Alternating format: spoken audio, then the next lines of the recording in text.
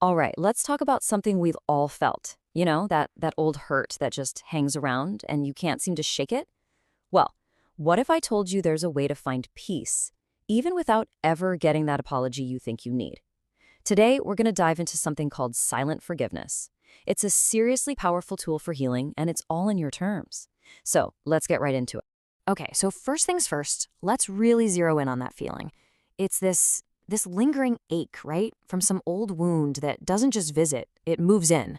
It sets up camp right in your head and just refuses to leave. I mean, really think about it for a second. That betrayal, that one comment someone made, that thing they did, and you just play it on a loop in your head. It's totally exhausting, isn't it? It's kind of like having a rock in your shoe. You can try to ignore it, but it's always there. And the point here isn't to just learn to walk with the rock. It's to finally stop, take off the shoe, and get it out.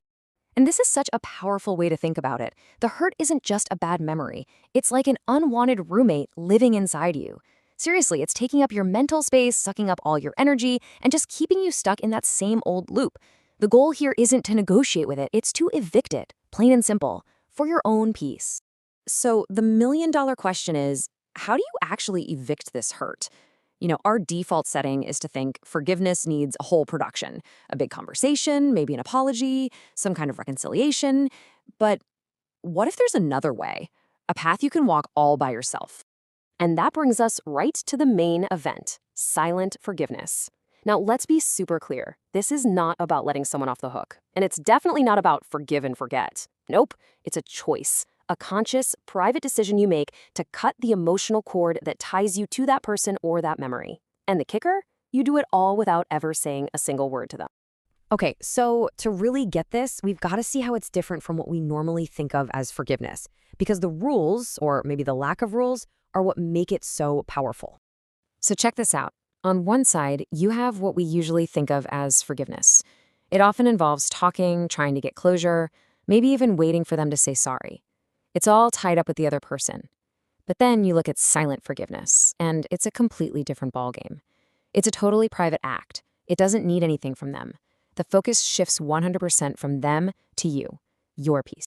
So what does this look like in practice? Well, it really boils down to 3 key steps. Step 1, you forgive them, but you do it privately, just an internal decision you make for yourself. Step 2, you laser focus on your own peace. That's the prize. That's the whole point. And step 3, and yeah, this one can be the hardest, you have to release that need for closure from them. You just let go of waiting for an apology or acknowledgement. You realize your freedom isn't in their hands.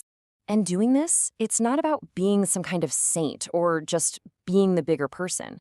Think of it more like a power move for your own mental health. So why bother with all this internal work?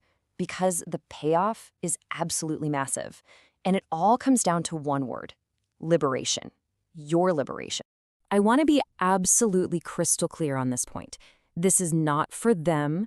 This does not excuse what they did. It doesn't mean you suddenly have to trust them again or even talk to them ever again. It is not, I repeat, not a gift you're giving to the person who hurt you.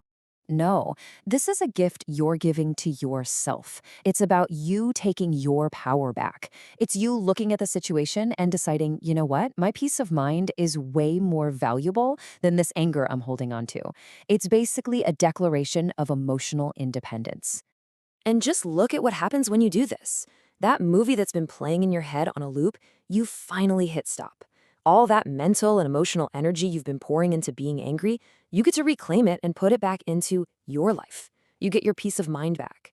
And ultimately, you find that internal freedom. You're no longer chained to that past event. So when you boil it all down, silent forgiveness isn't some high and mighty philosophical concept.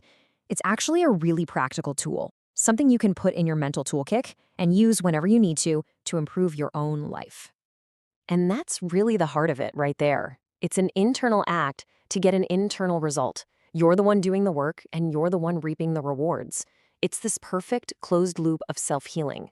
It's like you're tidying up your own inner house no matter what storm is happening outside. So I'm going to leave you with a question to just mull over. You don't have to tell anyone. You don't even have to say it out loud. Just think, who could you silently forgive? Who are you carrying around right now? And what would it really feel like to finally and quietly let that go? Not for them, but to set yourself free.